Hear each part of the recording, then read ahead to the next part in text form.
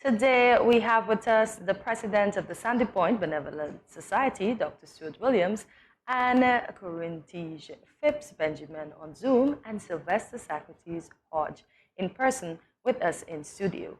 They will all give us some insight about what took place at the Sandy Point Benevolent Society's 10th annual banquet dinner. So let's get a little background. So Dr. Stewart, we will begin with you. Can you remind our viewers what your organization does? Yes, the Sandy Point Benevolent Society, I would hereforth refer to it as SPBS. We were actually started in 1997, so yes, a couple of decades ago. Intentions were really to promote education, promote students and promote science in particular at what was then the Sandy Point High School, now the Charles E. Mills Secondary School. And we've grown. We always had ambition among the friends that sort of started this initiative to give back and to have a larger footprint in primarily the Sandy Point community. But we quickly extended to the feeder schools, which took us to Newton Ground and St. Paul's. And to make it short today, we offer scholarships to folks who touch not just that immediate St. Paul's to Sandy Point community. Now we're in Fort Charles and we headed to Nevis. And so when we think of the St. Kitts Nevis diaspora, we do have that breadth, that reach. But it's not just education. We stand up and we're present whenever an opportunity presents itself to assist and to participate in the community. COVID was a great example of how we stood up. We do it with individual needs as well. So the message I want to give to your listening audience is we're truly about giving back. Yeah. And we give back in many ways, but certainly we got our roots in education, and we continue to maintain that root, if you will, and supporting these branches as we go forward. I think it's a great opportunity for me to not miss the moment to say thank you to the many patrons who've helped us to grow. So when I talk about education and we spend 20,000 plus per year supporting education, we also have partners, right? We've had people who've stepped up and help us financially with the sustaining these scholarships as well. So it doesn't happen alone. And, I remember the first banquet when I said it takes a village. It's about the village, right? We get a lot of people engaged, and that's how we are sustainable, and that's how we're able to, notwithstanding COVID, continue to support all our initiatives moving forward. Good stuff. So in speaking to the banquet, you just mentioned the first. We're here to talk specifically about the 10th Anniversary Banquet. The theme for this year's banquet is creating opportunities and measuring impact. Give us some insight into that theme as to why it was chosen and why it's necessary to measure that impact. No, it was one of the legacy things sort of coming out of COVID. We started thinking about a COVID theme, and we wanted it to remain quite positive, right? We did not even want to mention the name, but it was a reflection on the fact that despite not having or banquet since 2019, we really, through, again, the help of the team and many, were able to be impactful. And so we did contribute to the students who were stranded during COVID. We supported getting medical oxygen to hospitals in St. Kitts and Nevis. So it's that impact, and it's one of the maybe it's one of our foundational pieces, right? We're not a bank. We're an organization that really thrive on reaching out and helping students in need. And I'll just share one quick story because one of the recipients of one of our key scholarships this year was in financial distress, shall we say. enough distress that registering for the fall semester or even clearing her transcripts for what was done before was problematic. And these are the people who we particularly haven't really tried to reach out to, right? But it was just one such example of how do we rationalize who gets scholarships? How do we help the folks that really need help? And how do we stand up? So we thrive not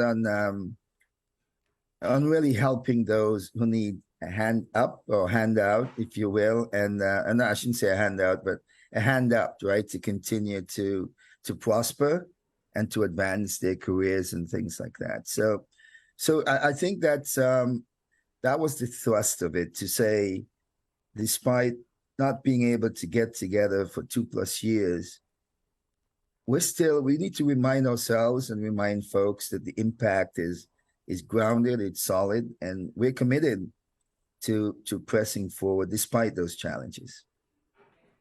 So, Dr. Williams, did this year's banquet, after its 2-year hiatus, did this banquet exceed all of your expectations?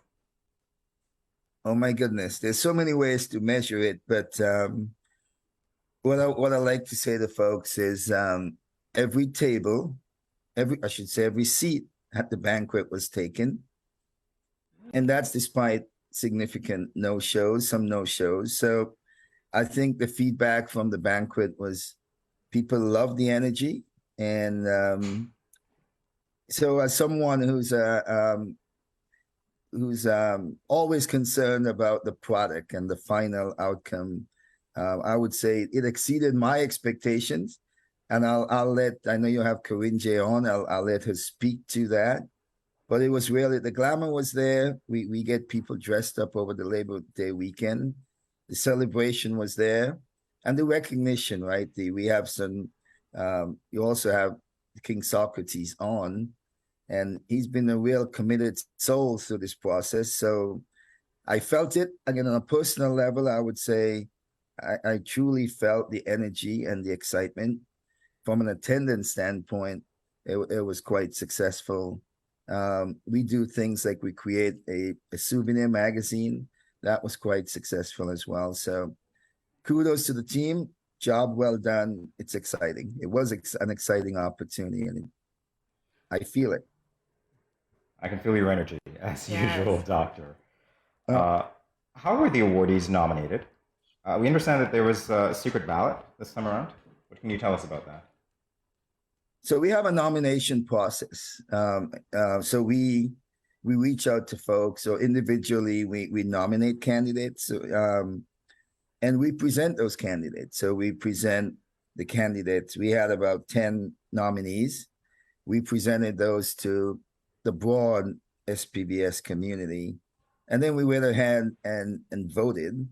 And we always say, in order not to influence the vote, we make that very, very private, so that each individual vote is tallied by one administrator, and we don't make the individual votes public, right? We just tally the outcome at the end, and that's the process we go for. We think it's very fair, and yeah, folks choose the nominees based on the contributions to the overall community and the historical contributions, right? And some years we have a specific theme. I recall we had a sports theme. I think in 2018 we do things like that. We had a theme around folks who contributed to the business community, but in general it's a broad breadth and people. So we have a cultural icon this year, and we have other folks who are advocates out in the community and demonstrated leadership in different ways. But we do have a nomination process. We have a sponsor who presents each nominee so that the broad community here has the background in place, and then we move forward and vote. Lovely, lovely. So Socrates, it's your turn now. So I asked you earlier if you dressed up for the award, although you weren't able to attend in person, I should say.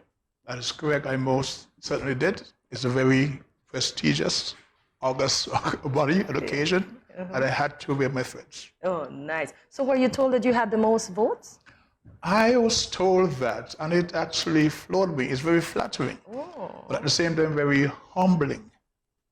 I first wanted to reach out to those who considered me for the nomination, but then hearing that you would have amassed the most votes of all the nominees, I still want to congratulate all the nominees, all those who would have received the awards, etc. But I'm still trying to take it all in. You asked me earlier, what is it? What was the reason why? I want to ask Dr. Wall to speak to that because he knows. Okay. Right? All right, so Dr. Williams, I'm certain you just heard Socrates. I did ask him earlier why he was nominated, and he has deflected to you. So perhaps you can shed some light on that. What a setup! What a setup! But I'll take this one on. I actually saw what Socrates did beyond Calypso, and I was particularly moved by his program where he was sort of capturing some history in Sandy Point, and it was done very professionally, and it was sort of a real emotional reconnection and re-examination, and I've never seen anything like it. So the series he has with the Sandy Point Heritage Society alone really moved folks to say, wow, this is quite an outstanding endeavor, and it's done very professionally. But then when you start to put the pieces together on who is Sylvester Hodge, you realize, this is a guy who's been doing Calypso for a few decades at the highest level. And then when you talk about his entrepreneurship, I could make this the Socrates show, right? But it was one of these wow moments where the question we asked was, why did we wait so long? But truly the trump card was the Sandy Point Heritage Society work. And this is just, again, my opinion, but again, I think the group felt it. And he's reaching and setting some sort of really foundational sort of platform here around how we can tell the history of the great town of Sandy Point. I know others have said, wow, I want to tell my history as well in my community. So thank you for stepping forward, Socrates, and really making a difference with a piece and a series that's truly, truly outstanding. And I was asking you, Socrates, to shed some light on your work with the Sandy Point Heritage Society. It's roughly about 18 months since we got up and running. This was in answer to a question posed, well, it was a discussion about the many things needed to be done in Sandy Point. Playing fields named to be named after XYZ. So I got some guys together, we discussed it. And when we were actually formatted as a group, I was told that since you came up with the idea, you should take lead. We've had some hiccups along the way, but I'm determined that this project should not fail. And so it's all about documenting the awesome history of Sandy Point in a manner that not only folks in the diaspora, people living in Sandy Point today are unaware. One of my interviews was with a 90-year-old former educator, teacher Anne Raven. She celebrated her 100th birthday early this year. Nice. So I drove to Sandy Point and said big murals. One was donated by the SPBS, the other by the Sandy Point Heritage Society. In our discussion with her, many of the things I would ask about, she had no idea, because our history as a people was not taught in the schools. That education syllabus was crafted in Europe. So many things that relate to our people as slaves, we are people who overcame. Like in Sandy Point, there's a place called the Pound Yard. That's where they impounded animals from the plantation. Yes. That was actually the slave market in Sandy Point. It still exists today, but people are unaware. Those who build houses and encroach on the area have no idea about the symbolism. Downing Street, Sandy Point, was named after, of course, number 10 Downing Street in the UK. On Downing Street, you find the remains of the British administrative headquarters. The first church, the Catholic Church, was at the bottom of Downing Street. Folks don't know. It's occupied by the Farrier family. Next to it was the first hospital. People think it's Sam Parkson. It's not. And outside that, there was Fort Hamilton. At the fort, that's where the British would drop out all the supplies just up the road from their headquarters. All that has been overlooked. Nothing of that was taught to our people in school. So I'm trying to bring all that out. We hear about the Hansen home, the Lazaretto leper home. I've just done 3 episodes on that because it was taboo to even discuss it, the leprosy. Yes. But there was a huge outcry in Bassi about the lepers walking around, some milking cows. There was a leper who was milking cows and selling it to unsuspecting household. So the government at the time decided to round up all the people affected by Hansen home and put them in the form of Fort Charles, 40 years after it was closed as a military installation. So you can go to YouTube under King Socrates Presents, Facebook, The Story of Sandy Point, and you can follow those 13 episodes and get an insight of what that page represents. So for the folks out there like Dr. Williams and others who were able to make a reconnection with their hometown Sandy Point, it means a lot. Because a lot of what we're now learning through the research is not out there in the public. I can see why you were awarded, and I'm even more intrigued to learn. Now I know indeed. Because a few years ago, I got a national award from the government, my contribution to the development of culture, Calypso. So this takes it to another level, which I really, really appreciate. Oh, that's so sweet. It definitely does. And as you say, it's very humbling. So, Corinne, we're going to bring you in now. So, what was it like to receive this award? I think it was very, and thanks so much for having me on this morning, Coreentje and Jamie. In good company, Dr. Williams and King Socrates. Bless your heart.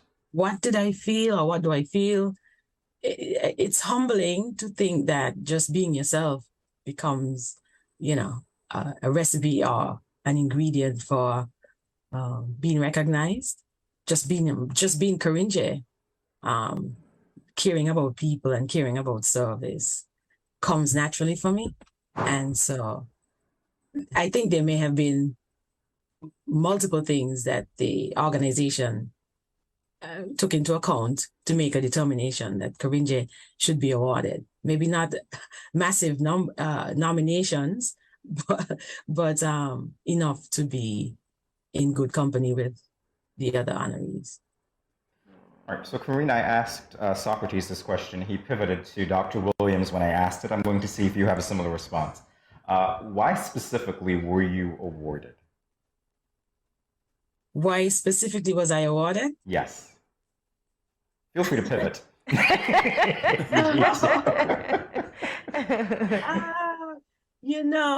I really should put that pressure on Dr. Stewart. I really should. And it would be nice to hear why. I think it's and I could be wrong. I think it was also an opportunity to appreciate.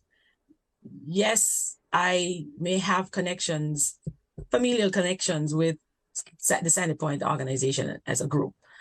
But as an organization or as part of another organization where we partner with, I think, like-minded goals, which is to support each other and support country. I think essentially that may have been taken into consideration in making a determination to nominate and then ultimately award me. I could be wrong, so I will yield to President Williams to polish that assumption. So humble, so humble, so humble. No, I think for me, I think of servant leadership. I think of the reach across the diaspora, and Coreentje work with her organization with Green Valley, and actually, I could say on air, I did not nominate Coreentje.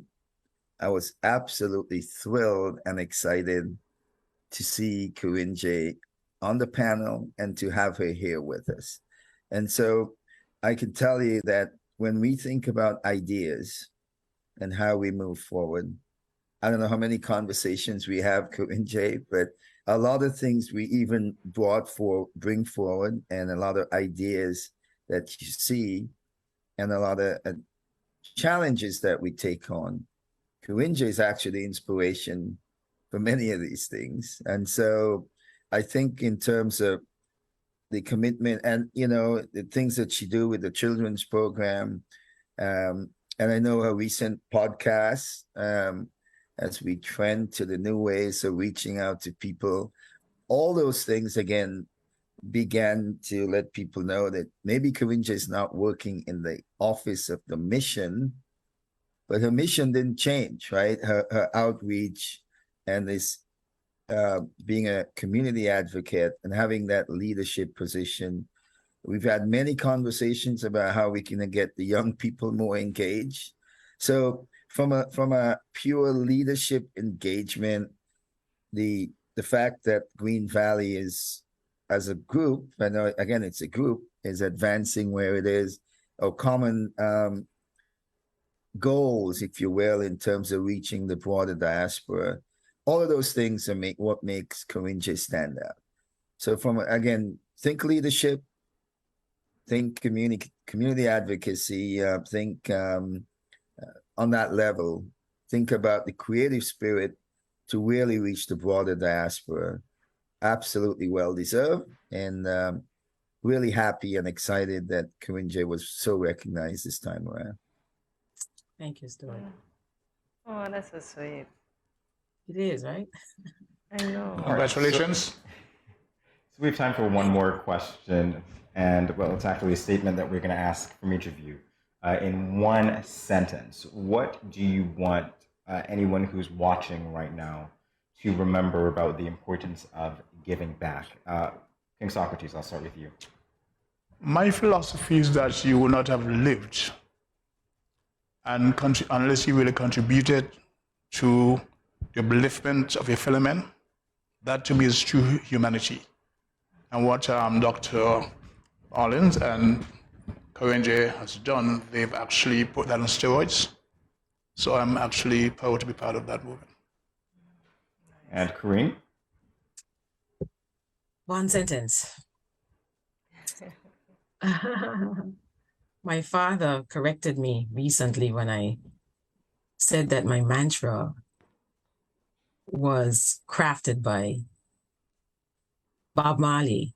It's actually the Wailers who sang Pass It On is, live for yourself, you live in vain. Live for others, you live again. Despite the origin of, or the curator of that concept, I live by that credo. And it is a wonderful path to pursue in service to others. Live for yourself, you live in vain. Live for others, you live again. Truly, I am living. Oh, that's so sweet. I got Thank goosebumps. you, Corinne. And Dr. Williams, of course. Very similar to Coreentje, but I pose my sentence as a question. And the simple question is, what is your legacy? And if I could share just one moment that happened on Saturday night, there was a young lady who showed up unexpectedly. She's a student at the University of the Virgin Islands. And she showed up with a crown on her head and 2 sashes across her chest. And I picked her, I said, who is that? Is that Jakima? And Jakima is a young lady who worked with us at SPBS. She was working with the bank in St. Kitts, and she became our secretary.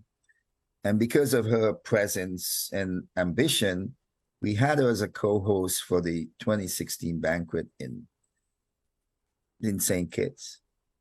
She went on to university. She won the SPBS Whitley Gishard Scholarship. And then she proceeded to win the crown at the University of the Virgin Islands. And the big moment was when she headed to the historically Black colleges and university championship, if you will. And all I wanted was for Jakima to represent herself well. I wanted her to make Sandy Point, because of herself, right, proud. And as I'm listening to the program, I realized what a superstar we had. And I'll tell you, she walked away with the crown. So imagine leaving University of Virgin Islands, now competing on a broad platform in the US, and she won. And she unexpectedly showed up at the event. And I said, Jakima, and she said, oh, I just came for this. I'm heading back home tomorrow. And that almost brought me to tears, right? Because I said, here's somebody who calls and says, she calls me Doc. She says, Doc, I'm doing an internship in Michigan. And it's so hard because I'm the only one here who look like me. How do I settle in? So I think about that legacy, right, of giving folks a hand up and really looking at them getting to their own, serve, achieve, and what you hope is that will continue. That folks who we touch will continue to see the likeness and feel it and continue to contribute. And just as Coreentje says,